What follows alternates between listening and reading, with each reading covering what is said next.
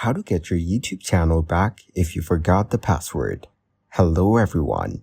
In this video, I will show you how to get your YouTube channel back if you forgot the password. First, go to youtube.com and click the sign in link at the top right corner of the page. Bam! The sign in page appears.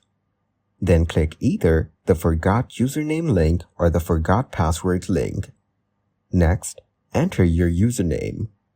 Now, enter the verification code from the multicolored text.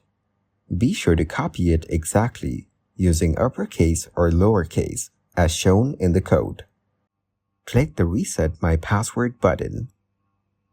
YouTube sends an email containing your password to your registered email address.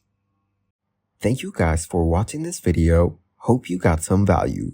Make sure to like the video and subscribe to the channel to get notified of new videos. See you in the next one.